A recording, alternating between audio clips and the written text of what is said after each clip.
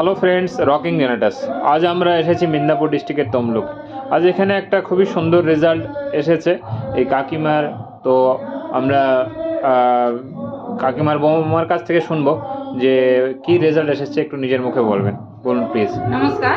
তো আজকে আমি আজকে আমার শাশুড়ি, তো আমার মা তো খুব সুন্দর। তো ওনার যখন প্যারালাইসিস হয়ে যায়, তো আজকে না হলো 2.5 বছর, তো খুব কষ্ট পেয়েছিল। তো আজকে আমি আফাজ স্যারের দ্বারা আজকে নোভা সুসমাচারটা যখন পাই, তো আমার মাকে দিয়েছিলাম।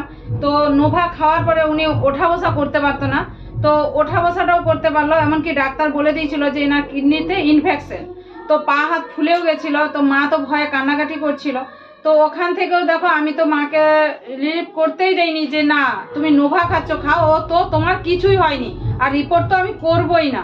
তো দেখো আমাদের নোভা খাওয়াতে ও কিডনির ইনফেকশন আজ অব্দি, আজকে 8 মাস 9 মাস হয়ে গেল, তো নোভা খাচ্ছে। তো আমাদের কোনো কিছুতেই আর প্রবলেমই আসে না, আর পা হাতও ফোলে না।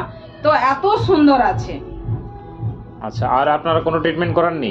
না, আর কোনো ট্রিটমেন্ট করা হয়। তাহলে যে রেজাল্ট এসে, এক তো প্যারালাইসিসের যে সমস্যা ছিল, ওঠা বসা করতে পারতেন না, যে থেকে সেটা হয়েছে। আর বাকি কিডনি ইনফেকশন ছিল, ডাক্তার বলেছিল ওটা আমাকে রিপোর্টও করতে হয় না। আজ অবধি উনি সুস্থ আছে, এবং কি কোনো মেডিসিন ডাক্তার আমরা দেখাইনি, আর ও মেডিসিন কোনো কিছু খাওয়ানোও হয়নি। এত সুন্দর 8-9 মাস একদম সুন্দর। শুধু আর ওষুধটা খাওয়ানো, প্রেসারের ওষুধটা। আচ্ছা, ওটাও ধীরে ধীরে ঠিক হয়ে যাবে, প্রেসারের ব্যাপার। ওকে, আচ্ছা তাহলে কাকিমা আপনি সুস্থ আছেন তো এখন আপাতত? প্যারালাইসিস যে এটা সেটা? হ্যাঁ, সুস্থ আছি। আচ্ছা, ভালো। ওকে।